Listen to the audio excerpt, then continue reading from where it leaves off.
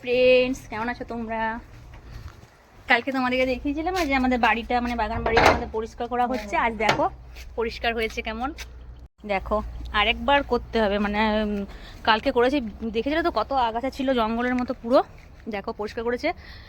আমাদের এইখানটাতে দেখো, এখানটাতে প্যান্ডেল হবে।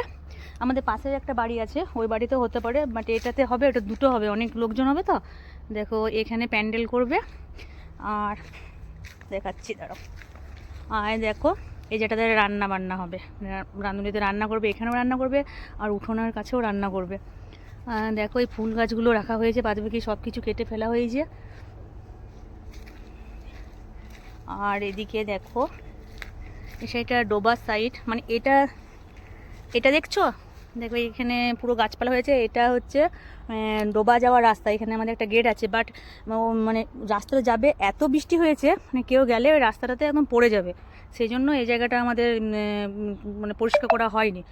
মানে পুজোতে যদি সবাই খেতে এলো, কোনো বাচ্চা টাচ্চা থাকলো বা কেউ যদি না জেনে যদি চলে গেলো, তাহলে ডোবাতে পড়ে যাবে, বিপদ হতে পারে।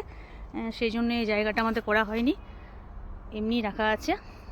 এটা পরে করা হবে, কেননা মাটিটা ভেজা আছে তো, মাটিটা পড়ে গেলে বিপদ হবে। আর পুজো বেশি দেরি নেই, চলে এলো পুজো, অনেক কাজ পুজোতে।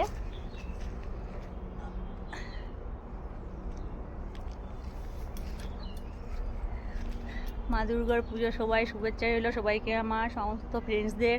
তোমরা সবাই এসো আমাদের বাড়িতে পুজো দেখতে। দেখো এটা পেয়ারা গাছ, পেয়ারা হয়েছে অনেক উঁচুতে, অনেক হয়েছিল পেয়ারা, তো এত উঁচুতে পেয়ারাগুলো হয়েছে, পাড়ার লোক নেই। আর দেখো এটা নারকেল গাছ,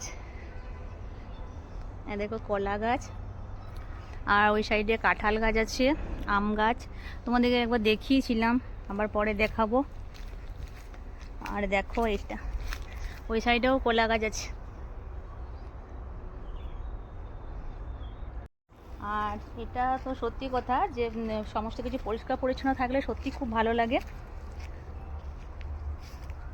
আর আমার ভিডিও তোমাদের কেমন লেগেছে প্লিজ একটু জানিও।